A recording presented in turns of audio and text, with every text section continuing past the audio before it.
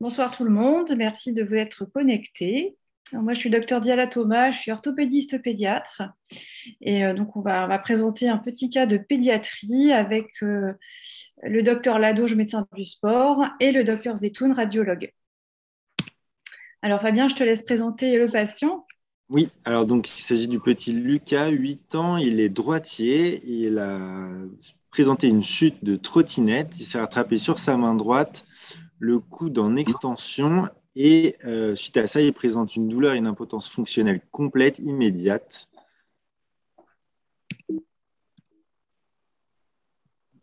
Alors, le patient arrive aux urgences avec un coude œdémacié, déformé. Et vous pouvez voir à l'examen clinique qu'il a donc un coude gonflé avec une modification des reliefs du coude qui se présente à peu près comme ça, comme vous voyez sur l'image. Alors, quel diagnostic évoquez-vous de première intention en voyant ce patient à la lumière du mécanisme de la chute et de l'examen du coude?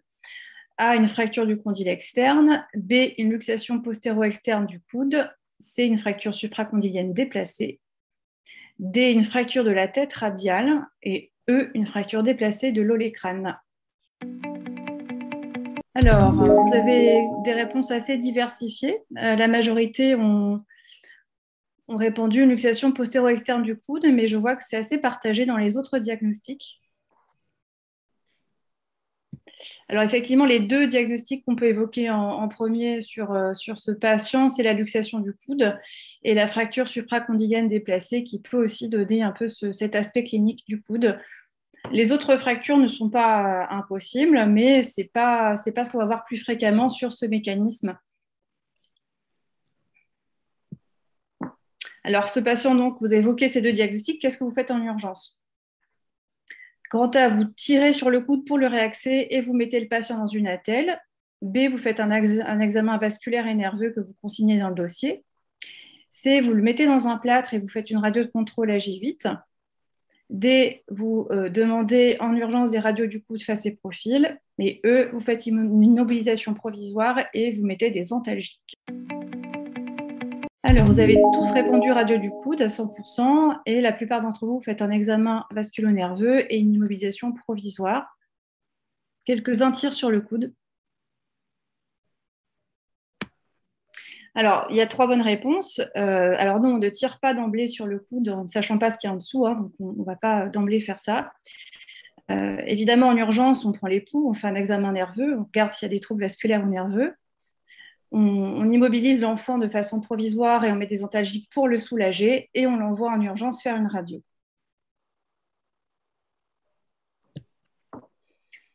Alors, le coude, à peu près, c'est une image que j'ai mis comme ça, donc il y a un hématome à la face interne du coude. Vous avez des poux, vous n'avez pas de déficit nerveux et vous avez cette radio-là.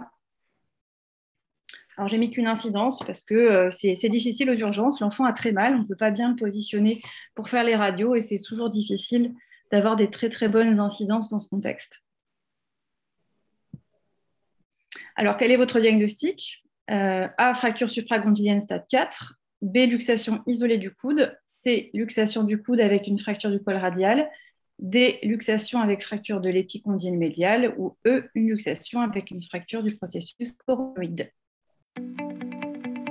Vous avez répondu tous qu'il y avait une luxation du coude, donc ça c'est très bien. Et avec une petite disparité dans le diagnostic des fractures associées. Alors, la bonne réponse est une luxation du coude avec fracture de l'épicondyle médial. Frédéric, si tu veux faire un petit commentaire sur cette radio que j'aurais mis en agrandi là. Effectivement, le diagnostic, la plupart ont le bon diagnostic. Donc, on a une luxation évidemment du coude qui est absolument évidente. Et puis, on a ce petit noyau osseux qui est luxé en arrière par rapport à ce qu'il devrait être, c'est-à-dire par rapport à ici en fait. Et donc, c'est une avulsion du noyau épicondylien médial. C'est bien luxation plus fracture de l'épicondyle médial. Bien, est-ce que tu veux dire un petit mot sur ce mécanisme?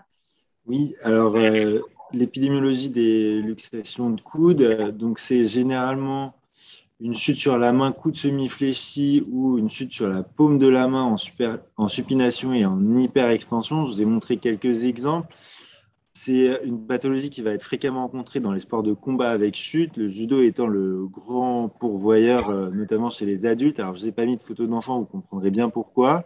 Les sports pivot-contact sont aussi fortement à risque et la traumatologie un peu plus récente va se présenter dans les sports de glisse et notamment les nouveaux moyens de locomotion qui sont aussi éventuellement pourvoyeurs de luxation du coude. Merci Fabien. Alors, on a donc une luxation du coude avec une fracture de l'épicondyle médial. Quelle va être votre attitude thérapeutique? Réduction sous protoxyde d'azote, mettre dans une attelle de Dujarrier et le recontrôler à G10. B, vous le réduisez sous protoxyde d'azote, vous l'immobilisez et vous faites une radio de contrôle pour voir s'il y a un traitement chirurgical ou orthopédique à faire. D, vous attendez que l'enfant soit à jeun, vous le réduisez sous anesthésie générale et vous traitez la fracture dans le même temps. D, vous attendez que l'enfant soit à jeun, vous le réduisez et vous le plâtrez de façon provisoire pour traiter la fracture de façon différée.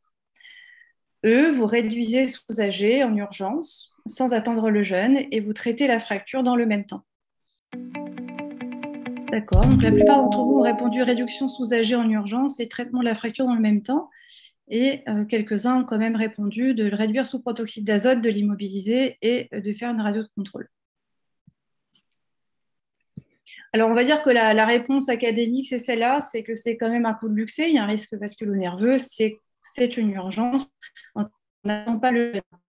Donc, on le met, on va le réduire en urgence. Et comme on a diagnostiqué la fracture, qui est évidente dans ce cas, on sait qu'on va probablement devoir la traiter dans le même temps.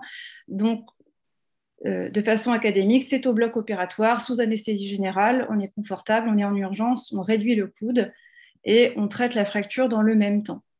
Alors, je mets quand même un petit bémol. Réduire sous protoxyde d'azote, c'est possible. Il n'y a pas toujours d'accès au bloc en urgence, on le sait bien. Et évidemment, si on ne peut pas accéder au bloc rapidement, on ne va pas laisser l'enfant avec son coude luxé pendant des heures. Et donc, il arrive qu'on réduise les luxations, on met des antalgiques, on les réduit sous protoxyde d'azote et on les met dans une attelle provisoire BABP. Et effectivement, on va faire une radio de contrôle une fois que le coude est réduit pour confirmer que le coude est bien réduit et faire le diagnostic des éventuelles fractures associées qu'on pourra traiter une fois que le bloc est disponible, mais au moins le coude est réduit et l'enfant est immobilisé. Donc, ce n'était pas faux. Alors, l'enfant est pris au bloc en urgence sous anesthésie générale, vous réduisez la luxation et vous faites un contrôle. Bon, là, c'est des vraies radios que j'ai mis, mais au bloc, c'est une scopie. Et vous faites un contrôle scopique et vous avez ces images-là. Je vous les laisse regarder un petit peu. Donc,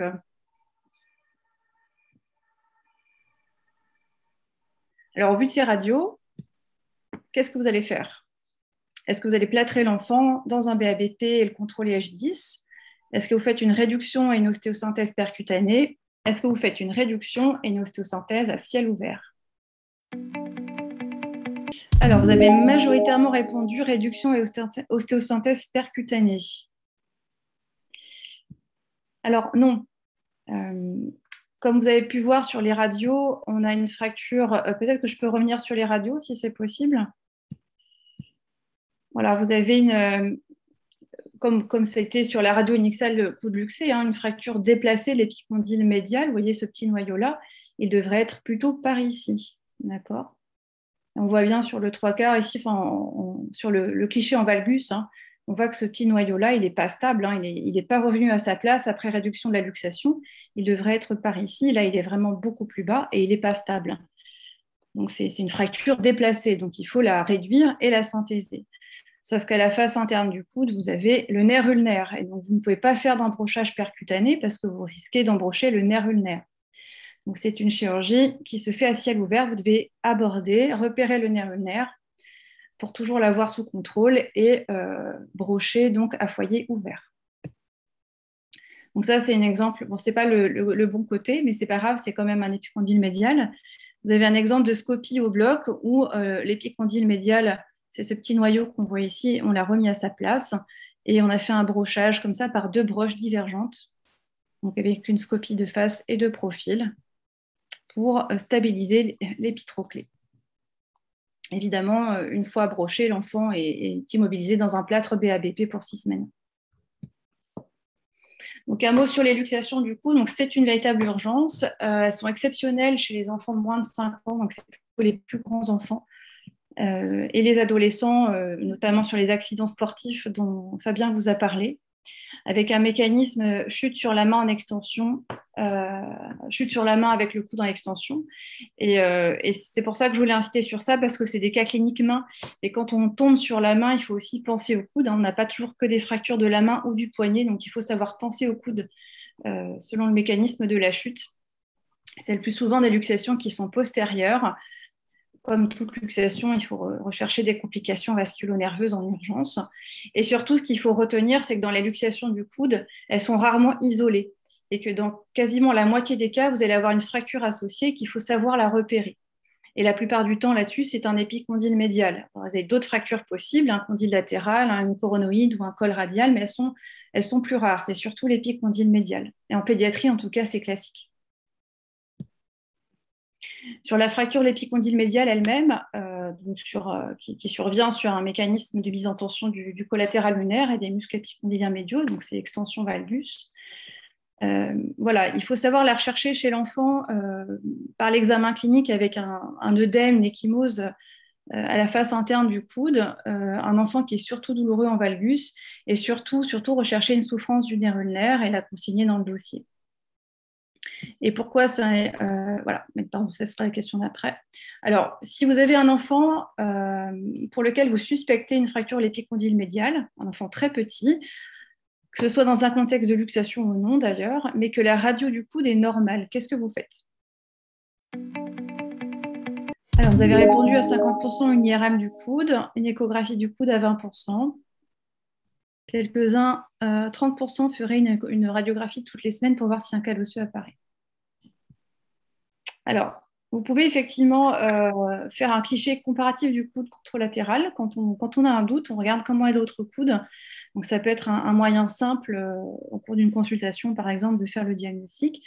Et sinon, alors on le fait moins fréquemment en routine, mais il y a les échographies et les IRM du coude peuvent être intéressants chez les enfants pour repérer une fracture de l'épicondyle médial qu'on ne verrait pas sur la radio.